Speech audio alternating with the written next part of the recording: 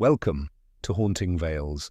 I am your host Noah for today's real-based story. Today I'm taking you deep into one of the most terrifying and real hauntings ever documented in America. Between 1974 and 1989, the Smurl family lived through a nightmare that most would never believe. Strange noises, violent possessions, dark shadows lurking in every corner, and a presence so evil it changed their lives forever. If you think you've seen it all, think again. What happened in that house will chill you to your core and make you question everything you know about the supernatural, so stay with me till the very end. This is the Smurl Haunting. Let's begin. In 1974, the Smurl family, Jack, Janet, and their 5 children, moved into a modest 2-story house in West Pittston, Pennsylvania. It seemed like the perfect home, nestled in a quiet neighborhood where families had lived for generations. But what awaited them behind those walls was anything but peaceful. From the very first night, strange things began to happen. At around midnight, Janet would wake up to hear faint knocking on the walls, sometimes rhythmic, sometimes random, like someone was trapped behind the plaster, desperate to get out. The knocking quickly grew louder, echoing through the empty rooms, leaving the family unnerved and sleepless. But the noises were only the beginning. Jack and Janet began noticing odd smells in the house, a pungent, foul odor that no amount of cleaning or airing out could remove. It smelled like decay, rot, like something long dead buried under their feet. Neighbors reported a strange chill surrounding the home, even during warm summer days, as if an invisible presence haunted the property. Imagine lying in your bed, the air suddenly turning icy cold, and the feeling of unseen eyes watching you from the darkness. One evening, Janet was cooking dinner when the kitchen cabinets slammed shut on their own. The sound was so violent it made her jump back in terror. The family dog, usually calm and friendly, began growling fiercely at a corner of the room, where no one was standing. By the time autumn rolled around, the incidents escalated.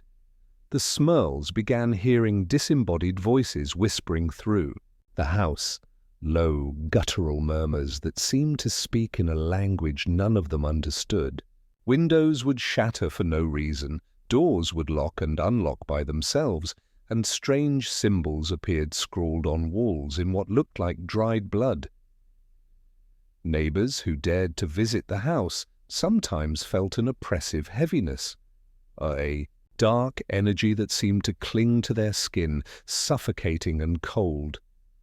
Picture the sensation of invisible hands pressing down on your chest, making it hard to breathe. Jack Smurl, a hard-working man known for his calm demeanor, began changing. He grew withdrawn, anxious, and sometimes violent. At night, he was plagued by terrifying nightmares. Shadows reaching for him, voices screaming his name in rage. Janet feared for her husband's sanity as much as for her family's safety. In earlier 1975, things took a horrifying turn. Janet awoke one night to find her daughter screaming in her bedroom. When she rushed in, the girl was paralyzed, staring wide-eyed at a black shadow looming over her bed. Janet tried to comfort her, but the shadow disappeared as quickly as it came. The family sought help from their local church. Priests were called to bless the house, perform prayers, and sprinkle holy water in hopes of expelling the dark presence. But nothing stopped the haunting. In fact, the activity intensified. Doors slammed with such force they nearly ripped off their hinges. Furniture was tossed around rooms as if thrown by an unseen force. The family reported feeling invisible hands grabbing at their skin, scratches appearing on their bodies without explanation, and the constant sensation of being watched, hunted. The Smurl's torment lasted years. Police officers who investigated the disturbances reported strange phenomena themselves, sudden cold spots, unexplained noises, and a deep sense of dread that filled the air. Paranormal investigators who visited were often forced to flee, overwhelmed by what they witnessed. Imagine hearing your own name whispered repeatedly in a voice that isn't yours, a voice dripping with malice. Janet's health deteriorated. She claimed the evil presence tried to possess her, twisting her mind and body. There were nights when the family heard guttural growls and screams echoing through the house, sounds no human could make. In 1976, the haunting caught the attention of Ed and Lorraine Warren, renowned paranormal investigators. The Warrens visited the Smurl home multiple times, documenting terrifying encounters and witnessing phenomena that defied explanation. They believed the house was occupied by multiple evil spirits, some of them demonic. As the years dragged on, the Smurl family's nightmare worsened. One chilling winter night, Janet was found levitating above her bed, her body convulsing as an unseen force attempted to take control. Visualize a loved one floating helplessly in midair, eyes rolled back, powerless against a sinister force.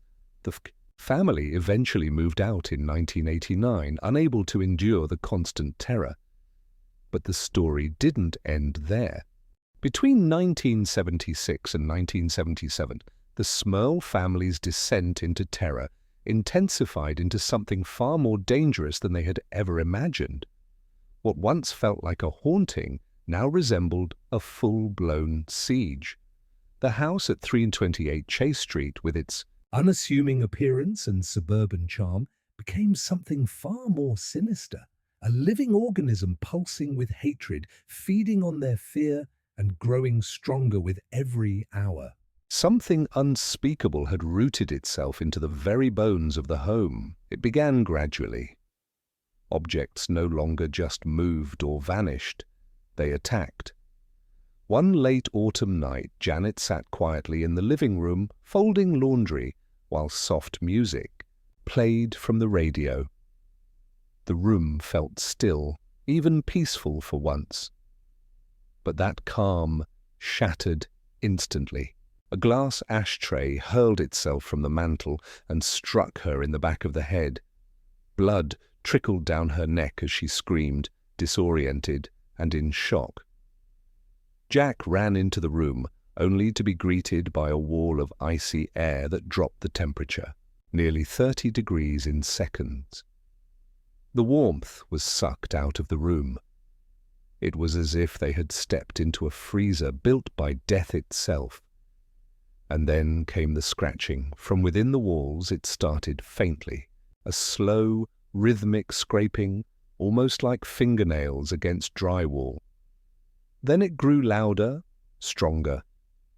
Sometimes it came from the attic. Other times from beneath the floorboards.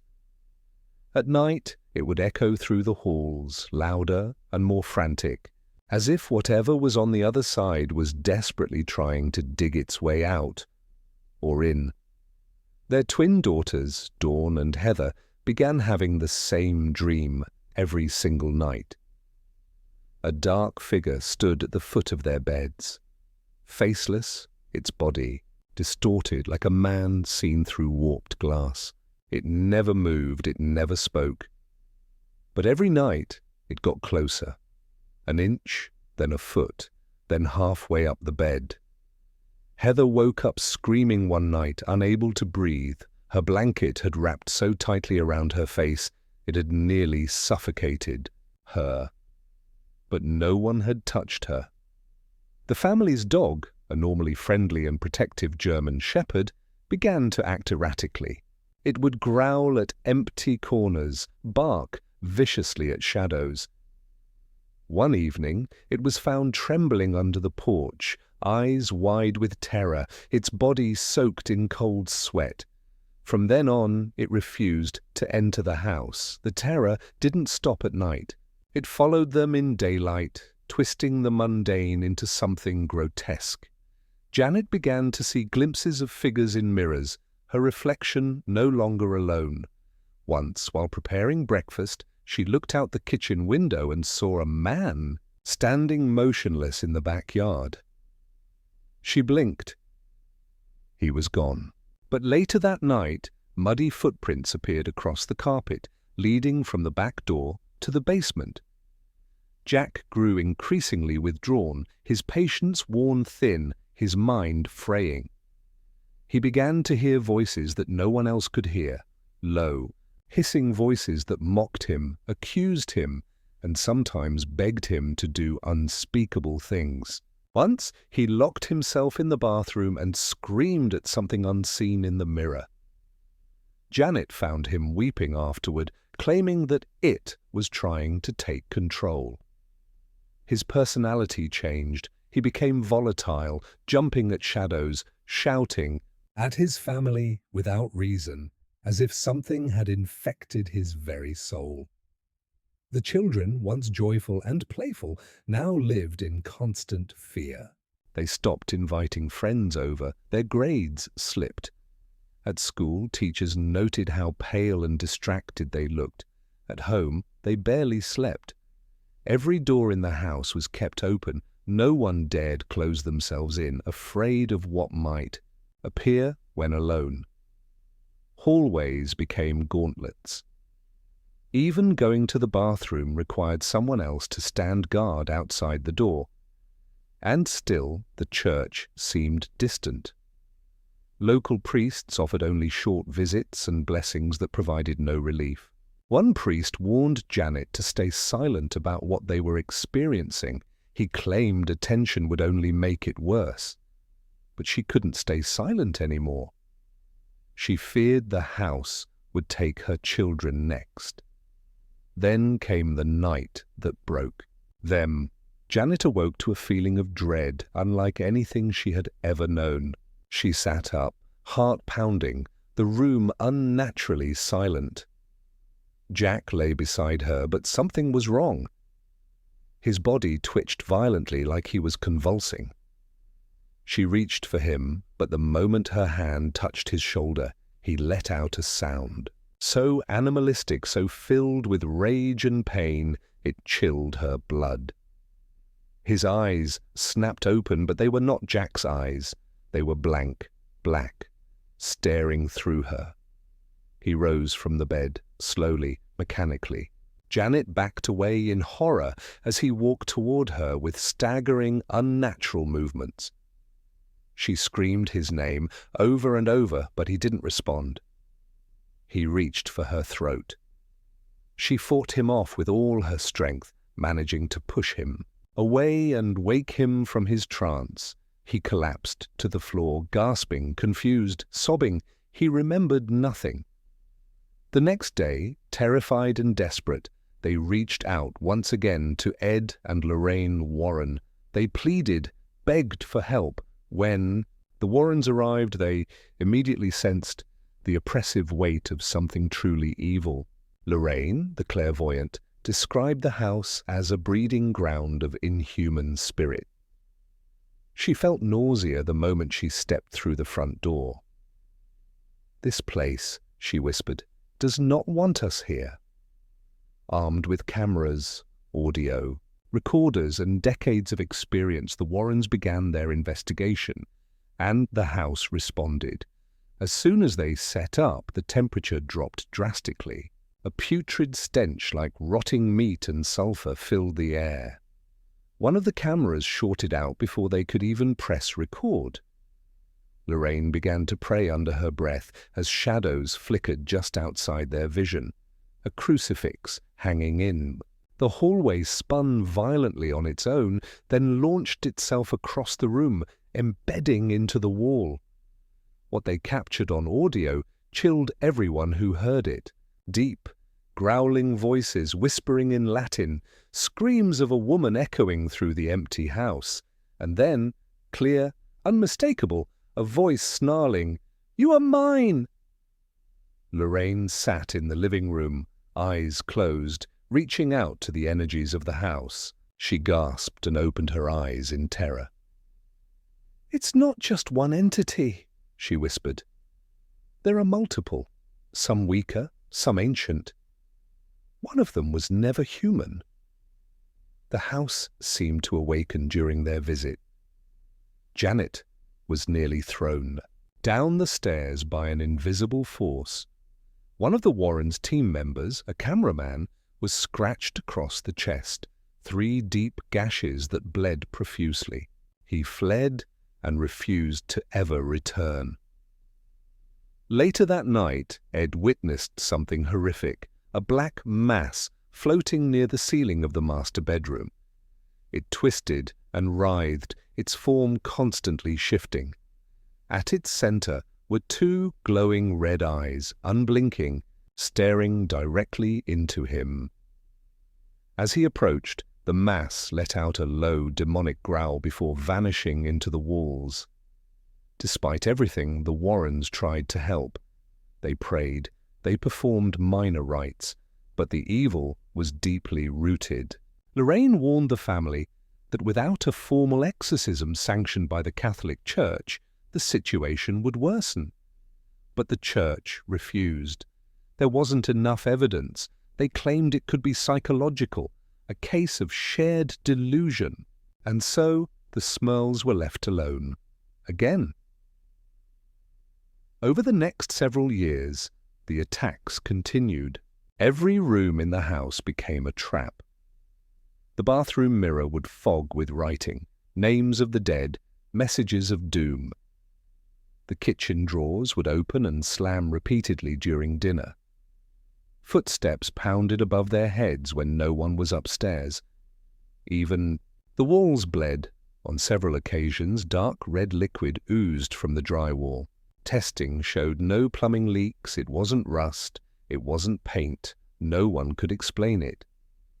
The children refused to enter certain rooms. One of the twins said she saw a woman hanging from the ceiling by her neck, swaying slowly, her eyes wide with eternal suffering. And then, worst of all, it followed them. Even when they tried to escape to hotels or relatives' houses, the phenomena followed. Janet once saw a face in the bathroom mirror of her mother's house, a woman with no eyes grinning wildly. Jack woke up in a hotel room covered in bruises. The darkness had latched onto them, feeding on them, waiting. By 1985, local media picked up the story. Reporters came, skeptics investigated, and still the evidence kept building. But it wasn't until 1986 that the Warrens managed to get permission for a formal investigation on record. They brought in priests, conducted a full religious intervention, but nothing seemed to work. The entity laughed during prayers, it slammed doors during holy rites, it mocked the faith meant to destroy it. In 1989, after 15 years of endless torment, the Smurl family made a decision that shattered them. They left, packed up what little they could, and walked away from the house that had nearly claimed their lives. After the Smurls fled the Chase Street duplex in 1989, many believed the haunting would end there. But evil, when disturbed, does not simply disappear. It latches on like a parasite, crawling deeper into the lives of its hosts. And, for the Smurls, their nightmare was far from over. They relocated to a quiet home in Wilkes-Barre, Pennsylvania, hoping to put the trauma behind them. The new house was smaller, simpler, no shared walls, no eerie basement. The air felt lighter, the neighborhood more peaceful. For a time, the family dared to hope. Janet began gardening again. Jack resumed his work, trying to reclaim the normalcy that had been stolen from them. They enrolled the children in new schools. Church became a more regular part of their lives. Every Sunday, they sat in the same pew, clutching their rosaries, praying for peace. But the silence didn't last. On a cold February morning in 1990, Janet stood at the sink washing dishes when the water turned ice cold. Then scalding. She screamed and pulled her hands back, trembling. Behind her, the kitchen lights flickered violently. Plates began rattling in the cabinets. The dog whined from the other room. And in the silence that followed, a single guttural growl came from the ceiling. That sound, low and inhuman, vibrated through the floorboards, as if the house itself was groaning in pain. That night, she couldn't sleep. As she lay in bed, eyes shut tight, she heard something crawling. Not just footsteps, but something dragging itself across the floor, nails scraping the wood. She opened her eyes and saw nothing, but the sound remained. A slow, deliberate slide, inch by inch. She gripped the blanket, heart pounding, praying it was a dream. But the next morning, long scratch marks, deep and fresh, scarred the floor near the bed. Jack, who had refused to speak of the haunting for months, now faced the horrible truth. The entity had followed them. He didn't need confirmation. He could feel it, like a pressure in the air, heavy and electric. Every mirror seemed to reflect something behind them. Every shadow stretched a little too long. One night, while watching TV, Jack dozed off in his recliner. He woke with a jolt, not from a sound, but from a presence. He couldn't move. Sleep paralysis gripped him like a vice. Out of the corner of his eye, he saw something, tall, shadowy, shifting. It stood near the doorway, watching, breathing. He could hear it. The sound of lungs inhaling and exhaling, slow, wet, deliberate. The sound grew louder with each breath until it filled the entire room. When he finally broke free, the shadow was gone, but the rancid smell of sulfur lingered in the air. That night he dreamt of flames, of burning wood, of children screaming, and the walls began to bleed again. This time it wasn't confined to one room. Red, thick fluid oozed from beneath baseboards, from the corners of the ceiling. It seeped from light fixtures and bubbled behind wallpaper. Jack tried painting over it. Janet scrubbed and disinfected. But every time they turned away, the stains returned. Sometimes the blood would run in thin lines, spelling out words neither of them dared to repeat. Their daughters grew quieter, withdrawn. Heather would sit for hours, staring into the corner of her room, whispering to something no one else could see. She began to draw disturbing images, a house on fire, a woman screaming without a face, shadow figures reaching for her bed. Dawn began sleepwalking. One morning, Janet found her standing at the front door, keys in hand, murmuring that she needed to go back. But back where? Then came the dreams. Jack dreamed of the Chase Street house, but distorted. Hallways longer than possible, ceilings that bled black.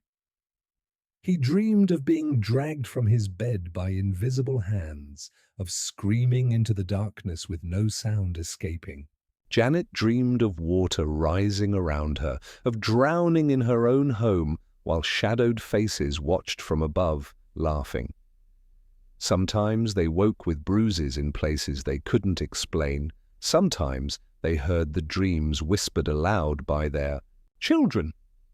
Their youngest, Shannon, began talking to an imaginary friend she called the Tall Man. She described him as long like a rope, with no face and hands that could bend backward. She said he visited her at night and whispered things she wasn't allowed to repeat. Desperate and afraid, they reached out once more to Ed and Lorraine Warren. The Warrens visited the new home, prepared for anything. Lorraine entered and immediately felt ill. She described the house as echoing with pain. Though less active than Chase Street, the house bore the fingerprints of a relentless entity, one determined to destroy, to dominate. Lorraine felt hands brushing her arms as she walked down the hallway. She heard a child's voice whispering her name from inside the closet. There were no children in the room. Ed performed blessings, but the entity mocked him again. A mirror shattered during prayer. A crucifix above the door flipped upside down. Footsteps thundered down the hallway. No one was there. A cabinet door slammed shut with such force that its hinges cracked. A Bible caught fire without flame, smoke rising from its pages until it crumbled into ash. Lorraine warned the family this was no residual energy. This was an intelligent, malevolent force that had chosen them, and it would not stop. In a final attempt, the Warrens arranged for another exorcism. This one would be sanctioned, powerful, involving several clergy members. For days leading up to the rite, the activity intensified. The dog vanished for 48 hours, found trembling in the backyard, covered in scratches. Electronics failed. The children's voices would echo distortedly through baby monitors, even though they were too old to need them. The smell of rotting flesh filled the rooms at night. Black flies congregated near the attic door, though it was the middle of winter. The night before the exorcism, Jack was once again attacked. In bed, he felt the mattress rise slightly, then slam down. An invisible weight pressed on his chest, choking him. He couldn't scream. He couldn't breathe. Janet reached for him, only to be thrown from the bed by an unseen force. Her head struck the nightstand. Blood pooled from her scalp as she lay unconscious. When she woke, her eyes were blackened, and her ears rang with high-pitched laughter. The children were crying. All three gathered in the hallway, saying the shadows had tried to open their bedroom doors.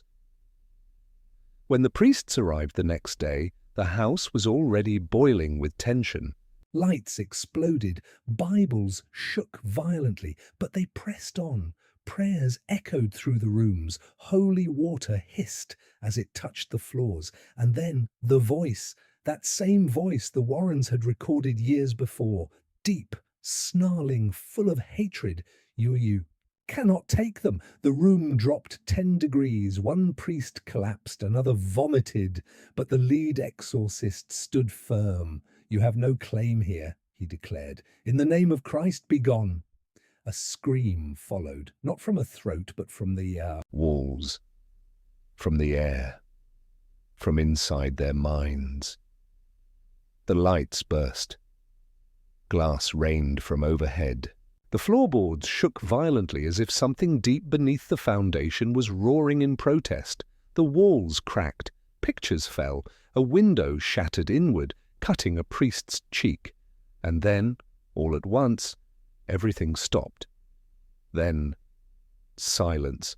For the first time in nearly 2 decades, silence. The Smurls wept. They didn't speak much of what followed. The haunting, they claimed, had finally ceased. Peace, fragile and uncertain, settled over their lives. They spoke to no one, moved carefully, trusted nothing. But Lorraine Warren never fully believed it was over. In her journals, she wrote of residual threads of darkness that might one day return. She warned that some battles are won, but the war never ends. Evil is patient. It waits for cracks in the armor. And late at night, in Wilkes-Barre, neighbors still report flickering lights, soft growls, shadows that move against the grain. Dogs howl for no reason. Mailboxes fly open simultaneously down the entire street. One neighbor, a young woman, claimed to see a faceless man in her kitchen window. Another reported waking up to find their crucifix inverted. The Smurls had barely begun to breathe again after the exorcism. The house was quiet. Too quiet. As if the entity hadn't been banished. Just waiting. Dormant. Watching. It's the calm after a hurricane where the birds don't sing, and even the wind holds its breath. Jack became uneasy again. He would wake up in the middle of the night not because of a sound, but the absence of it. No crickets, no dog barking, just stillness. That unnatural stillness that crawls under your skin. It was like something was waiting in the silence. Then the dreams returned. This time, Jack didn't see flames or shadows. He saw himself. Standing outside his own house, watching the lights flicker inside. Watching the windows black out one by one. In the dream, he walked to the front door and heard his own voice screaming from inside. But he couldn't open the door. It was sealed. Then a faceless man appeared beside him and whispered, "You let it in. Now it's yours." He woke up gasping, drenched in sweat. Janet began forgetting things, not small things, big ones, like forgetting entire conversations or what day it was. Once she got into the car, started driving, and realized she had no idea where she was going. Another time, she put the baby monitor into the fridge and left the milk in the crib. She began seeing glimpses of people in mirrors. Not herself, someone else, watching her from behind her reflection. The children began speaking in their sleep again. But it wasn't mumbling this time. It was full sentences, in languages they never learned. Heather began drawing spirals, hundreds of them, on walls, paper, even on her skin with markers. When asked why, she simply replied, "That's how I keep him out." One night, while cleaning the kitchen, Janet heard the sound of water dripping. She turned and saw the faucet running black. Not water, something thick and dark like tar. The sink overflowed, the black liquid spilling onto the floor. But when Jack rushed in moments later, it was gone. The sink was dry, the floor was clean, but the smell of burnt hair filled the room. They called Lorraine Warren once more. She came reluctantly, visibly drained from the years of dealing with this case. When she entered the house this time, she didn't say a word. She walked through each room, slowly, almost reverently. In the hallway upstairs, she paused. "Something's different," she said. "It's not just haunting you anymore, it's inside you." Jack didn't understand. It used to attach to your house. Now it's attached to your memory, your bloodline. It's becoming generational. Those words chilled the room. Generational. That meant it wouldn't stop with them. It meant their children could be haunted. Their children's children. That's when Lorraine brought out an object she had never used before in this case. A mirror. It was small, framed in silver, old and worn. She placed it in the center of the living room and told them not to look into it until she gave the word. The family circled around. She began praying. As the Latin words flowed from her lips, the mirror fogged up, then cleared, and what it showed wasn't their reflection. It was the Chase Street house, burning. They saw the attic window explode. They saw a shadow figure walking through the flames. They saw themselves, outside the house, watching it burn. Lorraine gasped and dropped the mirror. It cracked, but didn't shatter. In its reflection, for a brief second, they all saw a single black eye staring back. That night, the entire family had the same dream. A door, old iron-bound, pulsing with heat. Behind it, whispers. The voices of people they loved, but twisted. Asking to be let in. Dawn woke up screaming. Heather had scratched the spiral into her bed sheets in her sleep. Janet was found standing in the backyard, barefoot, eyes open, whispering the Lord's Prayer backward. The next day, Ed Warren returned with Father McKenna, the same priest from the previous exorcism. But he wasn't alone this time. He brought a historian. A man named Daniel Graves, who specialized in cursed land and haunted genealogy. Daniel had spent weeks researching the Smurl family's history and had found something disturbing. The land on which the Chase Street duplex was built had once been the site of an old colonial execution ground. Witches, criminals, and outcasts were tortured and hung there. One name kept appearing: Elias Varner, a preacher turned madman who believed suffering opened the soul to truth. He was executed on the site in 1786, but his last words recorded in court records were chilling: "I will live again through the fire and blood of the faithful." Daniel believed the entity tormenting the Smurls wasn't just demonic, it was Elias, or what Elias had become. "He's not bound by the house," Daniel explained. "He's bound by legacy, by spiritual inheritance. That's why it followed you. That's why it won't let go." Father McKenna looked grim. "This is beyond possession. This is spiritual infestation. The solution? Not just another exorcism, but a complete severing ritual. Something ancient, dangerous. It had to be done at the original site, at the now abandoned lot where the Chase Street house once stood, recently demolished. But the land was still tainted, still alive, and so they planned it. In the dead of night, with permission from the diocese and the city, they returned to the empty lot. Jack, Janet, Lorraine, Ed, Father McKenna, and Daniel Graves. What happened next would never be reported in full. It was deemed too extreme, too unbelievable, but I'll tell you, because you've come this far, because you need to know, because the horror is only beginning. The air was thick. Even without a structure, the lot where the Chase Street house once stood still felt enclosed, as if invisible walls held in the energy that had plagued the Smurls for over a decade. The grass didn't grow here. The earth was grey, dry, lifeless. And under the full moon it seemed to breathe.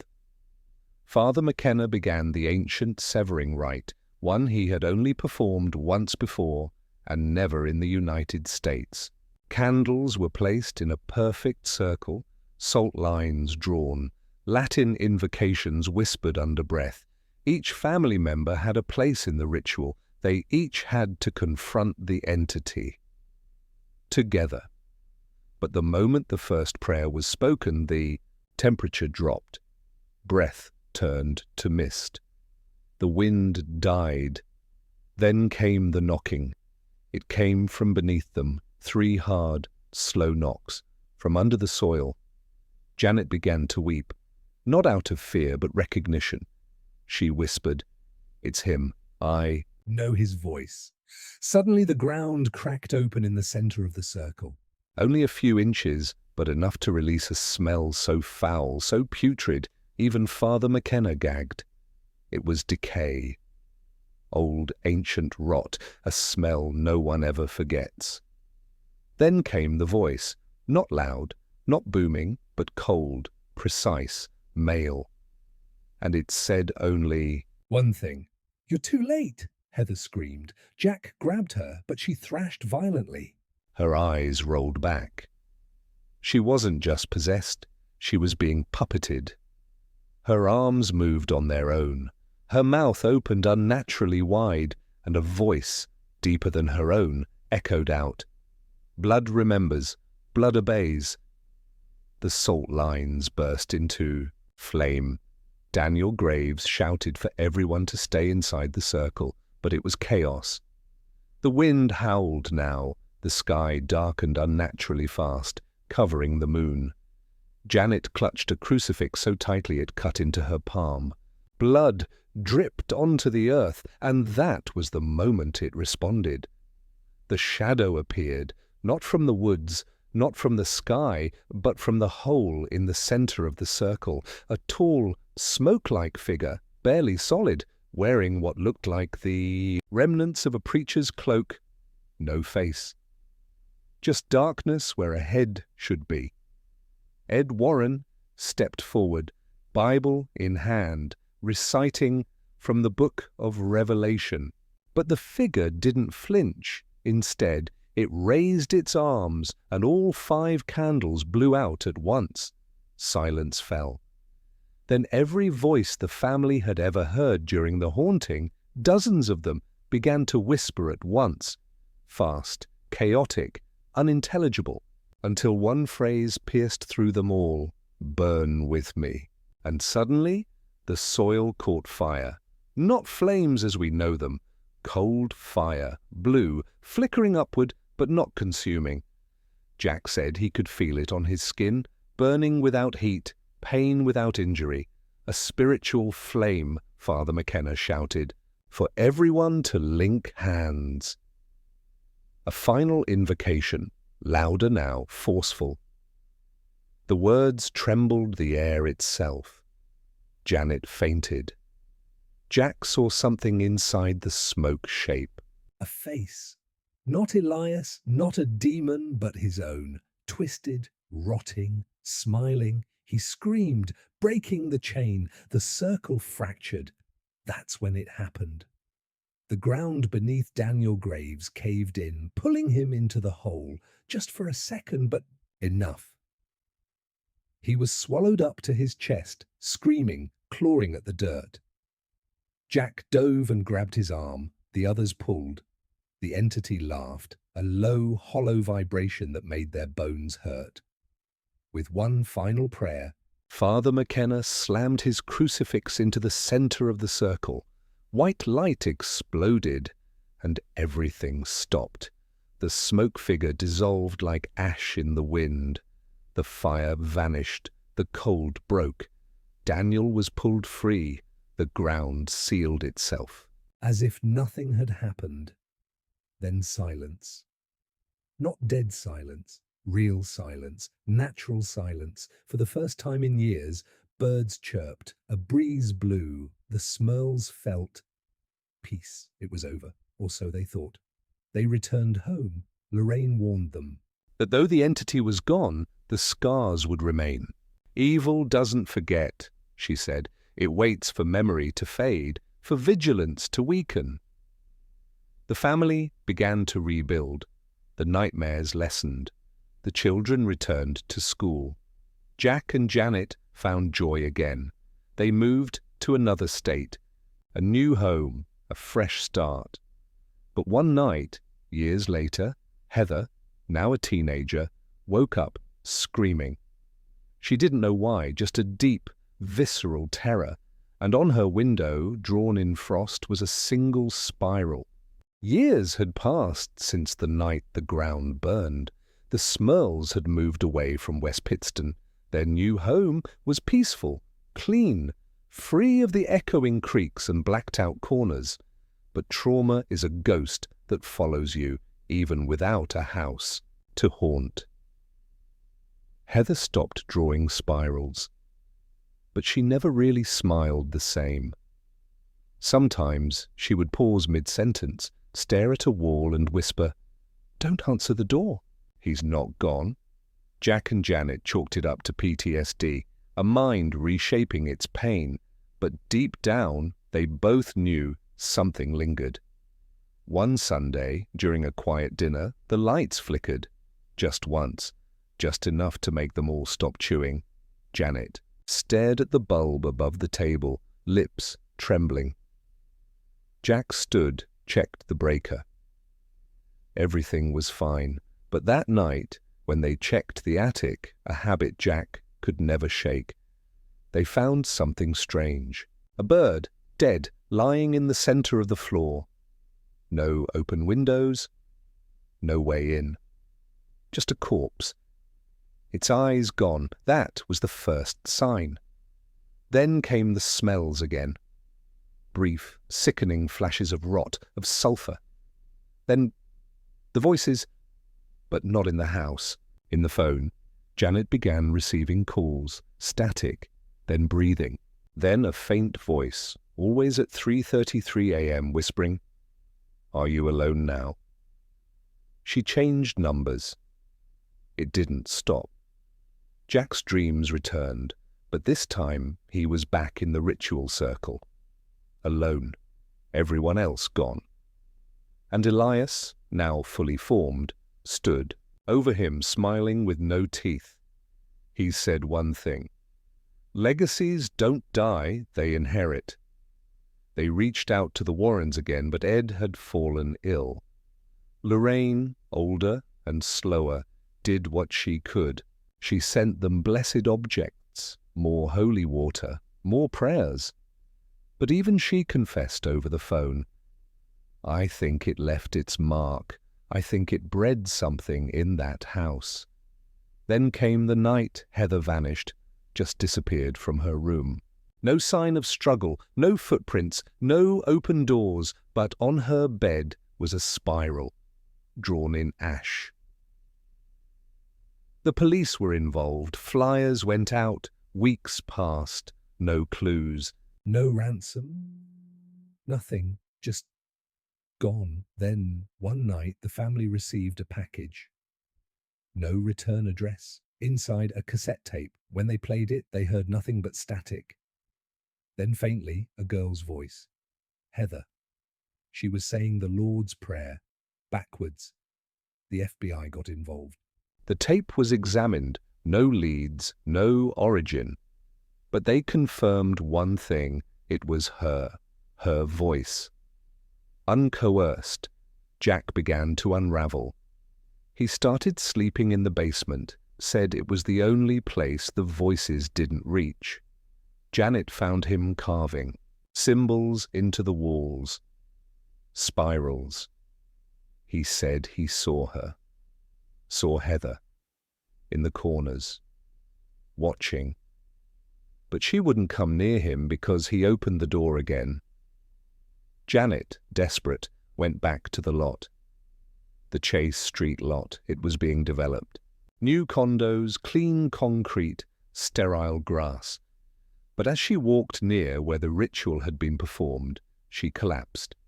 Something overwhelmed her, not a presence, an absence, an empty feeling, as if something had moved on from this place but had left a hole behind. She whispered, "She's not here." Then she noticed something chilling. A spiral, carved into the foundation of the new building. Fresh. She asked the construction crew about it. No one had seen it. They scrubbed it away. But the next day, it was back. That was when she knew. It hadn't ended. It had evolved. The haunting wasn't just a series of events. It was a pattern, a cycle, and the Smurls were merely one chapter in a much older story. They moved again, but the signs followed them. Dead animals in the yard, dreams shared by all. Family members, always the door, always the spiral, and always the same phrase whispered from shadows. It remembers. Years later, Heather reappeared. In a hospital.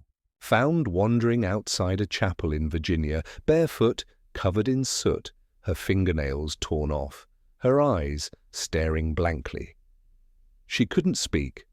For months, she said nothing.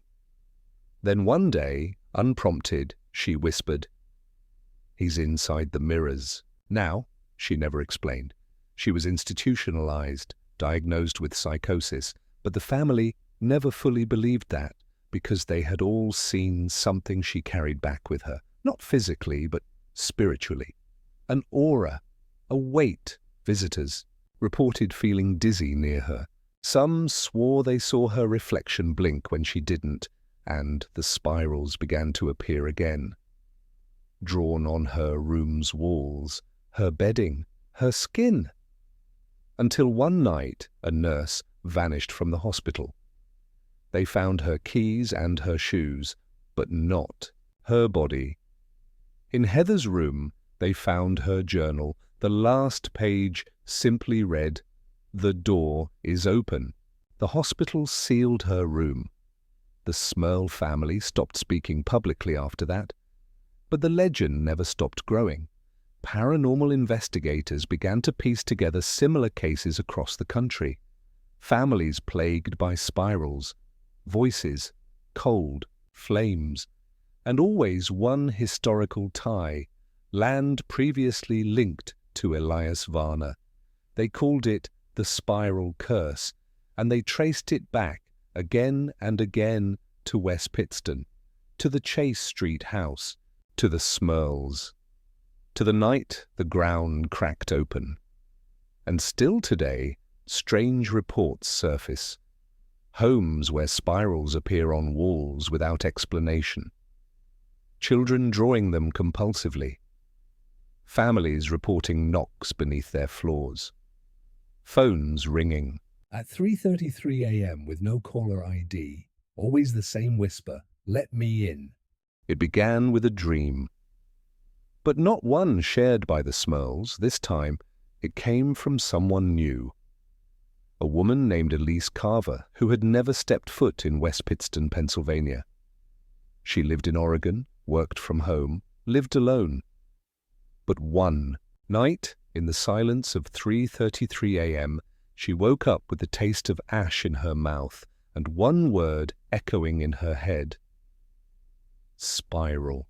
She didn't understand it at first, but when she rose to use the bathroom, she saw something that chilled her to her core. On her steamed mirror, a spiral, finger-drawn, wet, as if someone had just finished drawing it. She lived alone. The next night, she dreamt of a house, dilapidated, 2 floors, yellowed siding, a black stain crawling up the walls like mold. She walked inside and the floor creaked beneath her. She could smell sulfur. And at the top of the staircase was a girl, thin, pale, hair matted over her eyes, whispering, "Don't open the door." When Elise woke, she couldn't breathe. Her lungs felt full of smoke. She vomited black sludge into the sink, but by the time she tried to collect it, gone. She thought she was losing her mind, but she wasn't the only one.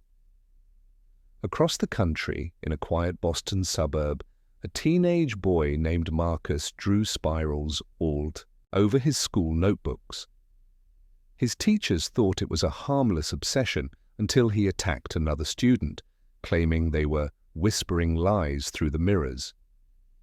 In Nevada, an elderly couple reported nightly knocking sounds under their bed and the smell of burning hair. When police investigated, they found scratch marks under the floorboards, deep, circular. Then came the tape.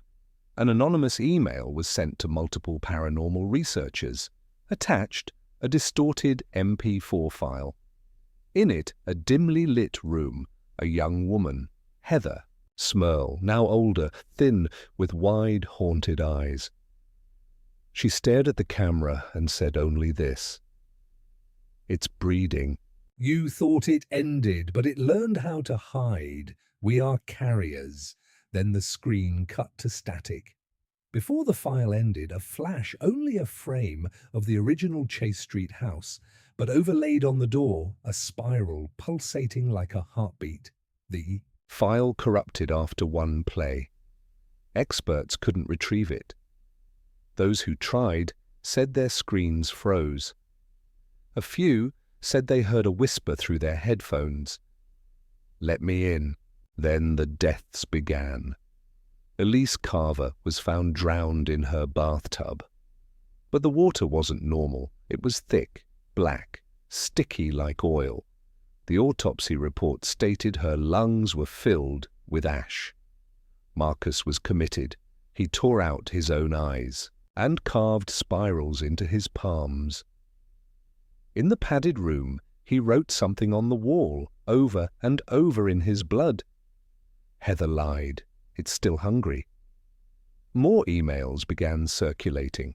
Spiral sightings, drawings, murders, disappearances, all connected by a single thread. Each location had, at one point, housed descendants of those present during the Smurl exorcism.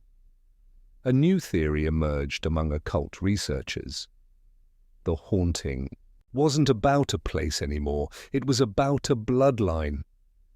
Something had attached itself to the Smurls, and when they spread out, married, had children, relocated, that entity followed their genes, their trauma, their legacy. A small group of paranormal investigators formed a secret society, the Watchers of the Spiral, their mission to track new cases and contain the spread. They failed. One member, Jonas Keene, travelled to West Pittston in secret. He broke into the development built over the old Chase Street house.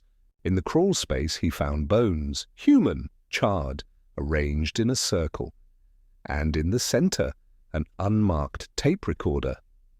When he pressed play, a voice emerged, childlike, whispering, "He never left. He's in the roots now." Jonas never made it back.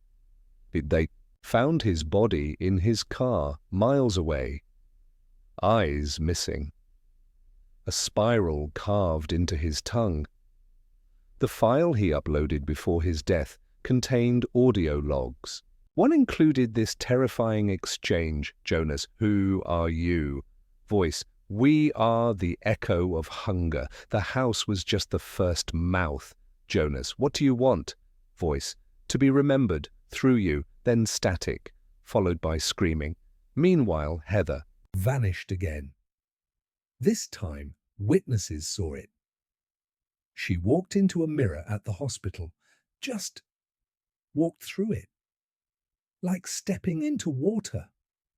The mirror cracked, then sealed, and now it shows reflections that don't match reality. Visitors swear they see things behind them that aren't there. Some never return. If you've made it this far, you already know too much. You heard the whispers. You followed the trail. You sat with the silence. And still you pressed play. Stories like this, they aren't just tales for thrill seekers or skeptics. They're warnings wrapped in shadow. And when you stare long enough into the dark, sometimes the dark stares back. You might think you're safe now, that the lights are on, that the screen separates you from what you just witnessed. But ask yourself, why is the room suddenly quiet? Why does your reflection feel slower than it should be? Why did your phone just glitch for a second when I said that? Because this isn't just a story, it's a door, and by listening you've turned the handle. Like this video, subscribe. Leave a comment, share it, because you're not the first to hear it. And you won't be the last. Something followed the Smurls, something followed Elise, and now it's following the story itself. Stay alert, stay awake, and whatever you do, don't open the door. I'll see you in the next nightmare.